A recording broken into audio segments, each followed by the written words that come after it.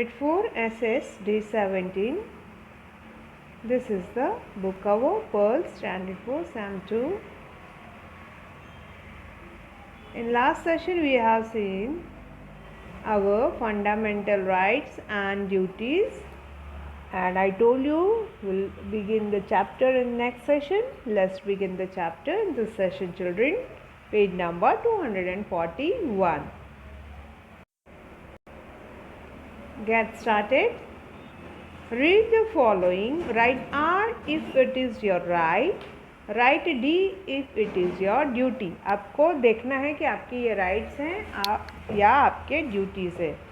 To get healthy food, not to be waste food. अब देखो, healthy food खाना ये हमारे राइट्स है या ड्यूटी है, और नॉट टू वेस्ट फूड, अब खाना ख़राब नहीं करना.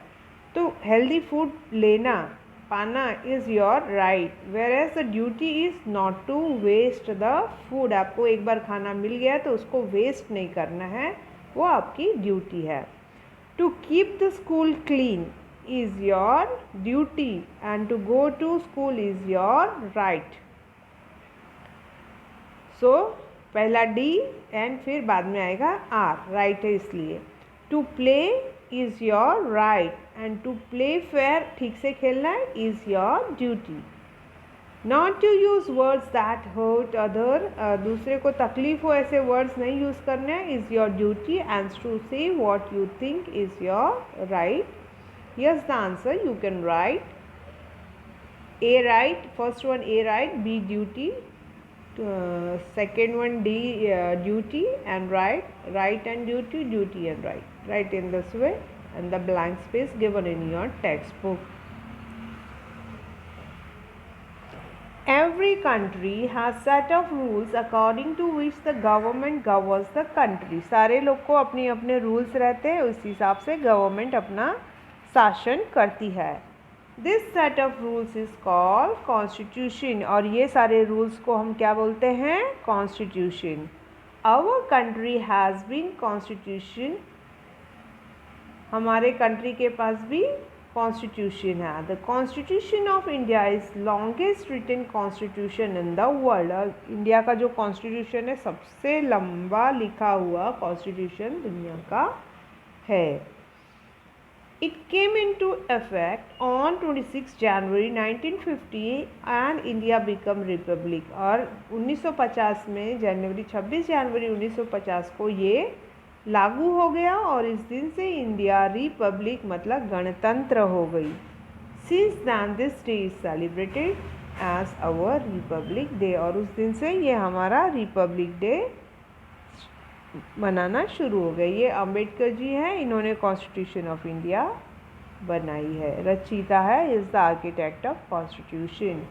What are the fundamental rights? Our constitution gives every citizen some basic rights, these are called fundamental rights. आपको एक बेसिक राइट्स दे दिया जाता है, इसे हम कहते हैं फंडामेंटल राइट. राइट्स मतलब हक दिया जाता है. This rights are for all well being of the citizens, अच्छा लोगों की अच्छाई के लिए ये राइट्स दिए जाते हैं. We can move court to protect this rights if they are denied. हम कोर्ट जा सकते हैं, किसी ने हमारे राइट्स को दबाने की कोशिश की या उसे ना मानने की कोशिश की तो हम कोर्ट में जाके कंप्लेंट दे सकते हैं, FIR कर सकते हैं, जाके बता सकते हैं, केस फाइल कर सकते हैं कि हमारे राइट्स को दबाया जा रहा है. There are 6 fundamental rights. They are 6 fundamental rights हमारे हैं. कौन से हैं? Right to equality, right to freedom, right against exploitation, right to freedom of religion, cultural and educational right, and right to constitutional remedies. These are our 6 fundamental rights. Let's say all one by one. Right to equality मतलब equality, सब equal है, लड़का हो या लड़की हो, अमीर हो या गरीब हो, सब इक्वल है. The right to equality means the all citizens are equal before the law, सबके लिए एक ही कानून लगता है. All citizens, irrespective of their religion, caste, race, sex, place of birth, are treated as equal. सभी सिटीजन्स जो अलग धर्म के हैं, जात के हैं, वर्ग के हैं, जगह के हैं, जन्म के हैं, सारे भी इक्वल माने जाते हैं. फॉर एग्जाम्पल एक मराठी है, गरीब है, एक गुजराती अमीर है, तो भी उनको सेम लॉ लागू पड़ेगा, सेम कायदा लगता है, ना कि सबको अलग अलग धर्म के हैं, फिर वर्ग के हैं, इससे कोई डिफरेंस नहीं आता है. A child is mean to learn not to earn. बच्चा बना है पढ़ने के लिए, ना कि कमाने के लिए. ये एक स्लोगन है, ये चाइल्ड एजुकेशन में हम लिख सकते हैं. A child is mean to learn not to earn. Next one is right to freedom. सबको आज़ादी है. आज़ादी किससे है बच्चों, देखते हैं. A right to freedom allows the citizen to speak freely. किसकी फ्रीडम है, हमको आराम से खुला बोल सकते हो. चूज़ एनी ऑक्यूपेशन, कोई भी काम कर सकते हो. And reside and travel anywhere within the country, कहीं पे भी आप घूम सकते हो. And it also provides for free and compulsory education for all children between 6 and 14 years of age. और हर एक बच्चे को एजुकेशन मिलना चाहिए जो 14 साल से छोटा है. So this is the right to freedom. Next, right against exploitation. Exploitation मतलब कोई आपको दबा रहा है, कोई आप पे शासन कर रहा है, कोई आपको गलत तरीके से ट्रीट कर रहा है, तो उसे हम कहेंगे एक्सप्लॉयटेशन. तो उसके खिलाफ बोलना भी हमारा हक है. हमारा धर्म कहता है कि गलती करना बुरा है तो गलती सहना भी बुरा है. Exploitation means to treat someone unfair in order to get some benefit. किसी को बुरी तरीके से अनफेयरली हमको उससे फ़ायदा पहुंचाने की कोशिश करने के लिए हम लोग एक्सप्लॉइट करते हैं. जैसे कि कोई टीचर ने बच्चे को बोला है कि यू पे मी 1000 rupees, I will give you question paper, okay, of the exam. So this is the exploitation. She is exploiting the child and the child can say this words, can file a case against the teacher. It should not be like that. So आपके साथ में कोई exploitation हो रहा है, bribery हो रही है, तो आपको बोलना ही चाहिए, ना कि कोई गलत चीज़ सह के बैठना है. और टीचर को 1000 रुपीज़ पे कर दिया और अपना काम निकाल लिया.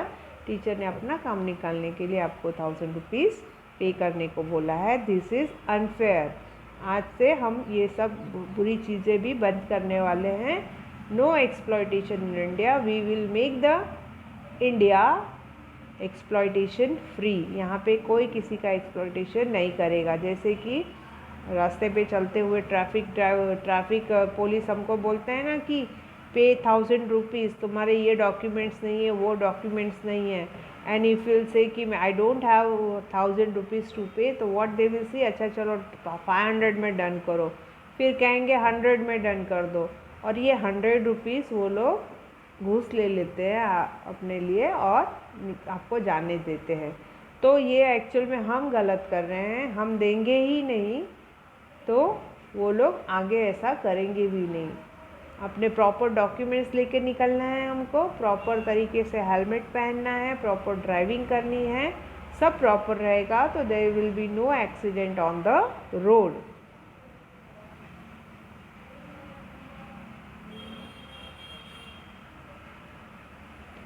The right to freedom,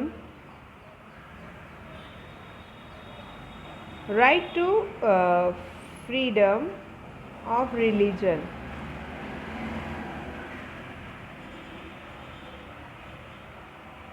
किसी को भी कोई भी धर्म अपना सकता है. The right to freedom of religion mean that all peoples are free to follow any religion. सबको अपना धर्म अपनाने की छूट है. Cultural and educational right. Group of people who are less in numbers are called minorities. मतलब कुछ लोग जैसे रहते हैं, कम रहते हैं, पारसीज कम हैं, देन जैन्स कम हैं, ये सब लोग को माइनॉरिटी डिक्लेयर किया गया है. तो क्योंकि ये लोग कम हैं, कम किस में है सर बच्चों, they are in less in number. This right protects the minorities and it allows them to develop and preserve their culture. तो वो ये लोग अपना धर्म अपना सकते हैं, धर्म का प्रचार कर सकते हैं, ये सारे राइट्स उनको दिए गए हैं. 6th one, right to constitutional remedies. Constitution में बदलाव कर सकते हैं. The right to constitutional remedies allow every citizen to move court if they are the rights are denied. सब लोग कोर्ट में जा सकते हैं राइट्स डिनाई हो गया तो, ठीक है. उसके प्रोटेक्शन में हम लोग अपना बचाव कर सकते हैं. Check point, fill in the blanks. The dash is celebrated on 26 January. क्या सेलिब्रेट होता है 26 जनवरी को? Republic day. The fundamental rights are dash in number, 6 in number, no. Next one, the right to dash allows citizen to travel wherever they want, freedom है. 4th one, child below less than 14. And 5th one, the dash, minorities are people who are less in number. Complete the blanks. These all blanks, you have to complete it. Next one is fundamental rights. Fundamental rights. The Constitution of India expects the citizens to perform the certain duties towards the country. Constitution हमको rights देती है तो हम वो expect करती है, वो आशा करती है कि हम ड्यूटीज़ भी फॉलो करेंगे. Such duties are called fundamental duties. और इन ड्यूटियों को हम कहते हैं fundamental duty. Which are our duties? Let's see children. हम इसको कोई बताना नहीं पड़ेगा कि घर हमको साफ रखना है, हमको पौधों में पानी देना है, हम जहाँ देखेंगे कमी उसको पूरी करनी है. We must abide by the constitution. Constitution को हमको रिस्पेक्ट करना है, उसको फॉलो करना है. We must show respect to the national flag and national anthem. हमको नेशनल फ्लैग, नेशनल एंथम को इज्जत देनी है, ना कि फेंका फेंकी करनी है. गाना बजता है, नेशनल एंथम बजता है तो अपने नाचा नाची करनी है, वो सब भी नहीं करना है. एकदम straight, stand straight and without movement. We have to listen our national anthem. Why we are doing like this? Because we all are Indian and we are respecting our national flag as well as national anthem. We must take care of the environment. अपने environment का ध्यान रखना है. We must take care of public property. Public property का ध्यान रखना है. We must preserve all cultural heritage. And parents or guardian must send their children to school. बच्चों को स्कूल भेजना है. Next one is directive principles. Our constitution lists some guideline for the government to ensure the welfare of people. अब public को तो दे दिया उन्होंने rights and duties, लेकिन गवर्नमेंट को भी कुछ रूल्स दिए गए हैं. क्यों दिए गए हैं ये रूल्स? क्यों लोगों का भला हो, welfare of the people. These are called directive principles. इसे कहते हैं directive principles. The constitution ask government to ensure that. क्या क्या बोलती है कॉन्स्टिट्यूशन गवर्नमेंट को करने के लिए? People have proper living conditions. गरीब होंगे तो उनको खाना देना है, कपड़े देने हैं, रेसिडेंस देना, रहने के लिए जगह देनी है, ये सब. तो people have proper living conditions.